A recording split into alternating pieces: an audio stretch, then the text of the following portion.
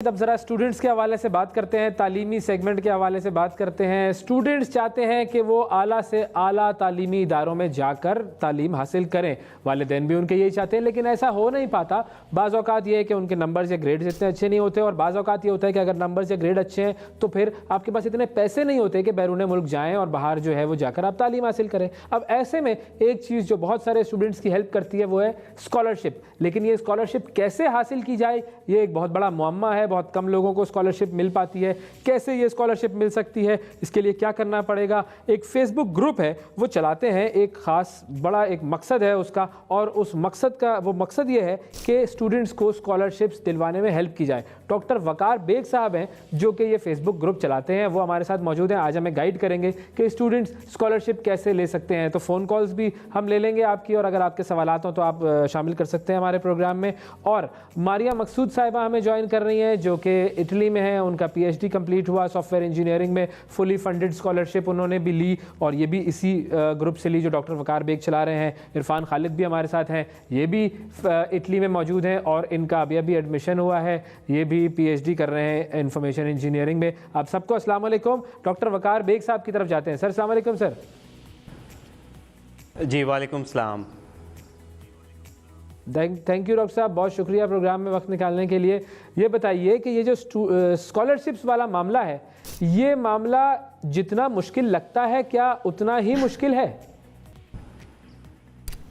बिल्कुल जी, ये इतना मुश्किल नहीं है। वैसे ही ये मुश्किल लगता है देखने में, क्योंकि ज़ाहिरी बात है आप अप्लाई करते हैं और प्रोसेस है जाने का, और आपने बाहर के मुल्क जाना है, तो प्रोसेस देखने में थोड़ा सा मुश्किल लगता है। लेकिन यकीन करें ये बहुत आसान प्रोसेस है। सिर्फ़ और सिर्फ आपने थोड़ी सी मेहनत करनी है, थोड़ा सा ज़्यादा मेहनत करनी है, और इंशाल्लाह आप स्कॉलरशिप। तो अगर हम क्राइटेरिया की बात करें, हाँ, कि क्राइटेरिया की बात करें, कोई स्टूडेंट अगर स्कॉलरशिप लेकर बाहर यूनिवर्सिटी में पढ़ने जाना चाहता है तो उसका क्राइटेरिया क्या होता है? मिनिमम क्राइटेरिया उसको क्या, जिस पर पूरा उतरना चाहिए, वो क्या है? जी मेरे ख्याल में सबसे मिनिमम क्राइटेरिया तो ये है कि यू शुड बी प्रिपेयर्ड। ये बहुत अहम चीज़ है। ये इतने साल से जो हम काम कर रहे हैं, मैंने ये देखा है कि स्टूडेंट्स जो पाकिस्तानी वो ज़्यादातर यही सोचते हैं कि शायद हमने वो ऐड देखी और बस हमने CV भेज दी तो हमारा बस रिप्लाई आ जाएगा। तो ऐसा नहीं है, आपको सारे डॉक्यूमेंटेशन तैयार करनी पड़ती है। तो बेसिक क्राइटेरिया अगर देखें तो मेरे नज़दीक सिर्फ आपको जहन में होना चाहिए कि आपने अप्लाई करना है, शौक होना चाहिए, और बाकी ये तो एक ब्रॉड टर्म है ना, मतलब सर तो चेकलिस्ट पे आ जाते हैं हम। वकार साहब, ये मिसाल के तौर पे एज कितनी होनी चाहिए, चेकलिस्ट क्या होनी चाहिए, ये पूछना चाह रहा हूँ मैं। हाँ, डॉक्यूमेंट्स की चेकलिस्ट क्या होनी चाहिए, एज कितनी होनी चाहिए, बैचलर और मास्टर दोनों डिग्रीज की बता दें। अच्छा बिल्कुल जी, बैचलर्स मास्टर PhD इस स्टेज के ऊपर स्टूडेंट्स जाते हैं ज़्यादातर, और मास्टर PhD पे सबसे ज़्यादा पाकिस्तानी स्टूडेंट्स जाते हैं। तो बैचलर्स के लिए एज डिपेंड करती है। कई ममालिक के अंदर कोई एज की रिस्ट्रिक्शन नहीं है, यूरोपियन स्पेशली एज को नहीं करते इतना कंसीडर, और ना US वाले, लेकिन बाकी जो एशियन कंट्रीज़ हैं उसके अंदर एज की रिस्ट्रिक्शंस होती हैं बैचलर, मास्टर्स और PhD के ऊपर। या कुछ स्पेसिफिक स्कॉलरशिप प्रोग्राम्स हैं जो हमें ऑफ़र होते हैं, उनके अंदर एज की रिस्ट्रिक्शंस होती हैं, और वो भी अगर हों तो सिंपल हैं। अगर बैचलर्स हो तो वो 20 ईयर्स मैक्सिमम हो, अगर मास्टर्स है तो वो 30 या समटाइम्स 35 तक भी, और अगर PhD है तो वो 35 to 40 तक होती है। लेकिन बेसिकली जो रिक्वायरमेंट ये है कि आपके पास डॉक्यूमेंट्स हों। अगर आप बैचलर्स के लिए अप्लाई कर रहे हैं तो आपके पास पीछे A लेवल्स के और O लेवल्स के अटेस्टेड डॉक्यूमेंट्स हों, या FSC के अटेस्टेड डॉक्यूमेंट्स हों, FA के। और अगर आप मास्टर्स के लिए अप्लाई कर रहे हैं तो आपके पास बैचलर्स के अटेस्टेड डॉक्यूमेंट्स हों, और इसी तरह अगर आप PhD के लिए अप्लाई कर रहे हैं तो आपके पास अटेस्टेड डॉक्यूमेंट्स हों। ठीक है, अब ये आपने बड़ी आसान सी छोटी सी चीज़ बताई है, अटेस्टेड डॉक्यूमेंट्स। अब अटेस्टेड डॉक्यूमेंट्स की जो हमारा फाइल होती है उसमें डॉक्यूमेंट्स होते क्या क्या हैं? जो 2-4 चीज़ें मुझे पता है। एक, उसमें हमें इंग्लिश लैंग्वेज के लिए टेस्ट देने होते हैं।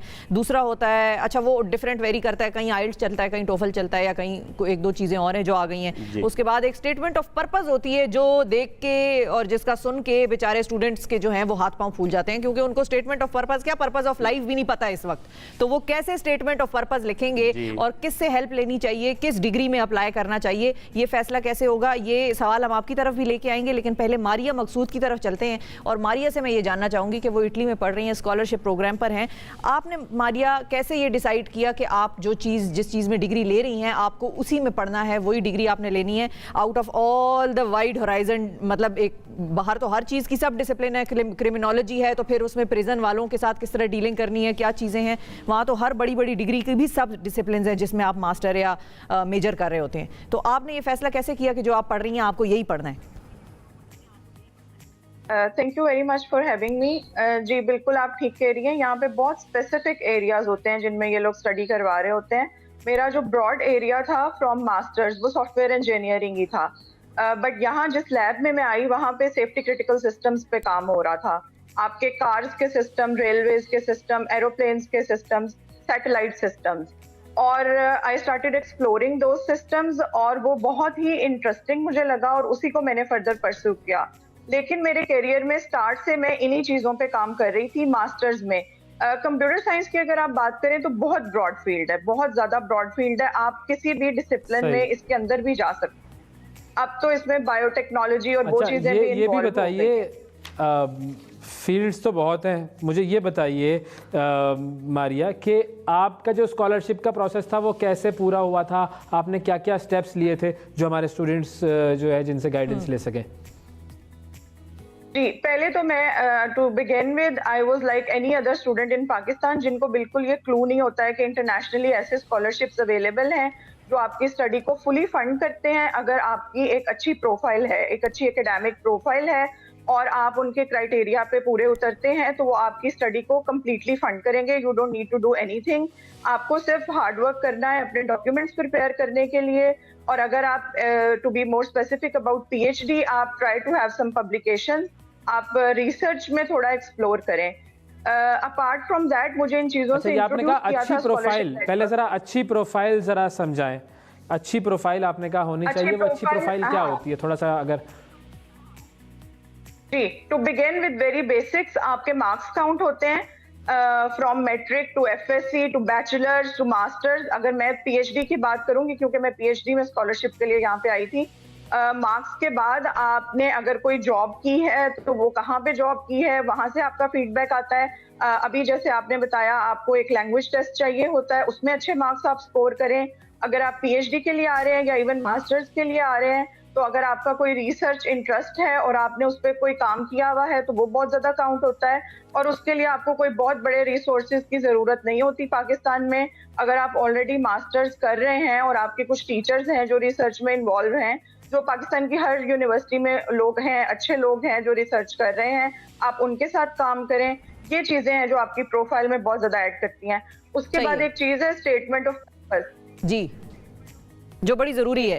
मैं ऐसे डिस्टिंक्शन होल्डर्स को भी जानती हूँ जिन्होंने लंदन की यूनिवर्सिटी से डिस्टिंक्शंस ली हैं फाइनेंस में या मार्केटिंग की फील्ड्स में, और उनको भी कैम्ब्रिज और ऑक्सफोर्ड जैसी यूनिवर्सिटीज़ में फर्दर डिग्री के लिए एडमिशन नहीं मिला क्योंकि उनकी स्टेटमेंट ऑफ पर्पस वीक था या उनका कम्युनिटी या सोशल वर्क में प्रोफाइल नहीं डेवलप हुआ था। ये भी रीजन थे। तो इसलिए मैं चाहूँगी इसको ज़रूर एड्रेस करें। आपके स्टेटमेंट ऑफ पर्पस एक स्टूडेंट कैसे लिखे अपना? जी अच्छा, एक चीज तो मैं आपको बताऊं कि अभी आपने जिस प्लेटफॉर्म की बात की स्कॉलरशिप नेटवर्क, वहां से आपको बहुत ज्यादा हेल्प मिलेगी।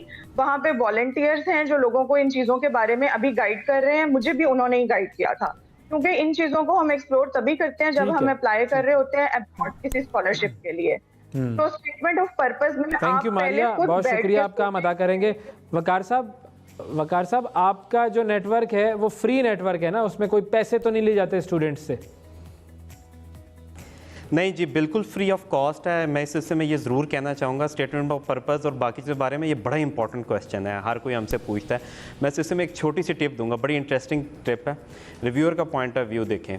जिस भी प्रोग्राम ने मांगे हैं रिव्यूअर ने आकर पढ़ने हैं। 100 अगर लेटर्स आए हैं किसी के पास तो 5 बंदे अपॉइंट हुए हैं, हर एक ने 20-20 पढ़ने हैं।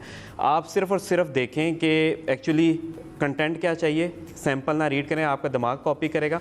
ये इस तरह देखें, आप बच्चों को आज कहें कि बेटा मैं आप जाएं माई बेस्ट फ्रेंड पे मजमून लिख कर लाएं जी, बच्चे आएंगे आपके पास अगले रोज़, आप देखना शुरू करें मजमून। एक ने लिखा, आपने कहा इसने कॉपी नहीं किया, बड़ा ज़बरदस्त है। दूसरे ने लिखा, आपने कहा ज़बरदस्त है, 2। तीसरा आएगा, उसने कॉपी नहीं किया हुआ लेकिन पहले वाला पैटर्न। चौथा आएगा वो दूसरे वाला पैटर्न। इस तरह यू विल सी के एवरेज पे गिनते जाएंगे। चेंज द गेम, इतनी ज़बरदस्त स्टोरी लिखें कि रिव्यूअर का टाइम बेहतरीन गुजर जाए। बिलीव मी, ऐसी स्टोरी लिखें कि वो जब वो पढ़े तो क्या बेहतरीन, उसके बाद दो ही ऑप्शन हो, या तो वो फाड़ के फेंक दे या उसको टॉप पर रखें, क्योंकि वो ये नहीं देखेगा अच्छा इसने 1 गोल्ड मेडल लिया, इसने इतना काम किया, वो आपकी CV बता रही है, it's showing already concise form के अंदर CV सब कुछ शो कर रही है। So what the thing is कि how much good story telling, आप कितने बेहतरीन स्टोरी टेलर हैं, आप कितने बेहतरीन तरीके से लिख सकते हैं।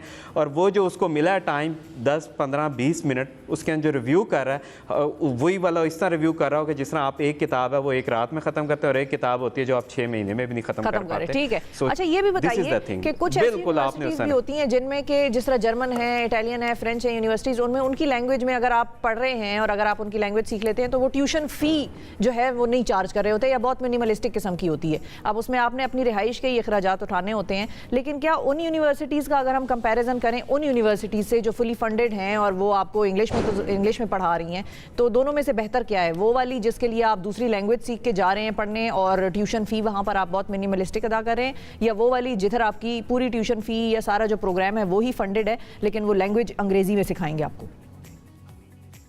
जी, पहली बात तो ये जो नेटवर्क है इस हद तक बड़ा है कि you can go anywhere in the world fully funded scholarship पे। और अगेन जो स्टूडेंट का सबसे बड़ा इसके अंदर होता है वो बेचारे CGPA पे परेशान रहता है। मैं आपको आज बता दूं 2 से लेकर 4 तक है तो you are going on the scholarship.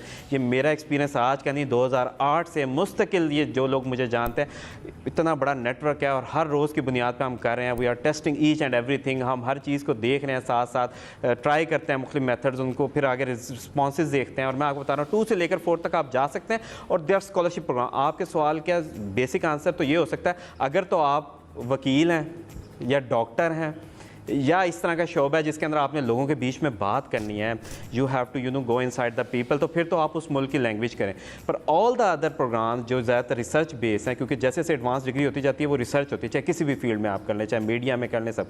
अगर आपकी फील्ड प्रैक्टिसिंग नहीं है जिसके अंदर आपने लोगों से जाकर बात करनी है, जिस तरह मैंने बताया सिंपल केस लॉयर का ले लें या मेडिकल डॉक्टर का ले लें, अगर मेडिकल डॉक्टर भी रिसर्च करें तो उस मुल्क की लैंग्वेज इंग्लिश में ही होगी। जितनी भी फ़ॉरेन के अंदर 95% जो कंट्रीज़ हैं हायर डिग्रीज जो हैं वो सारी की सारी इंग्लिश के अंदर करवा रही हैं।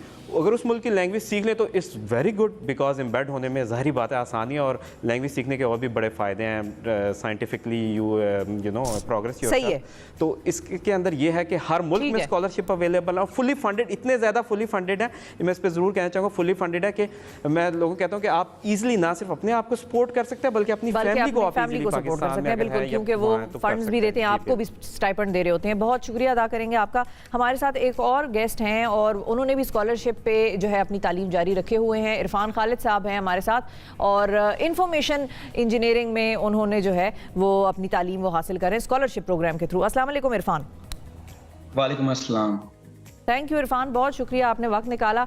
एक तो आपकी ये फील्ड जो है वो बड़ी डिफरेंट है। अब आपने स्कॉलरशिप के लिए अप्लाई किया, ये once in life time opportunity होती है कि किसी को इतनी अच्छी स्कॉलरशिप मिले कि वो बाहर से अपनी सारी तालीम फंड कर सके।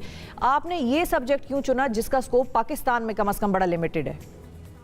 जी, सबसे पहले तो मैं बेहद मशकूर हूँ आपका और आपके चैनल का, आपकी टीम का स्पेशली कि आपने हमें एक मौका दिया कि हम बता सकें कि किस तरीके से पाकिस्तान की यूथ के लिए हम लोग काम कर रहे हैं और किस तरीके से एक ग्रुप जो है और ग्रुप के पीछे जो एक पर्सन डॉक्टर वकार बेग वो कैसे लाइफ चेंजिंग काम कर रहे हैं।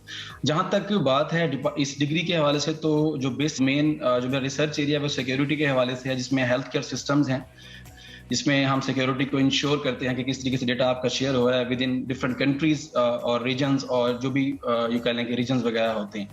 तो अगर इसको मैं सिंपली ये बताऊं कि स्कोप के हवाले से तो यहाँ पे स्पेसिफिकली इस फील्ड पे काम हो रहा है और पाकिस्तान में अभी ये फील्ड ऑब्वियसली इवॉल्व करेगा, अभी इस पे काफी काम होने वाला है। ठीक है जी, ठीक है, बहुत हम शुक्रिया अदा करेंगे। और ये सेगमेंट हमने उन गेस्ट, उन नाजरीन के लिए, उन स्टूडेंट्स के लिए प्लान किया बेसिकली जो कि बाहर से तालीम हासिल करना चाहते हैं और उनको ये शक रहता है हमेशा कि पता नहीं शायद हमें कभी कोई स्कॉलरशिप मिलेगी या नहीं मिलेगी। सिर्फ कोशिश करनी है, थोड़ी सी मेहनत करनी है और स्कॉलरशिप्स वहाँ पर ढेरों हैं, बेशुमार हैं, आपको भी मिल सकती हैं, सबको मिल सकती हैं, बस थोड़ी सी मेहनत चाहिए।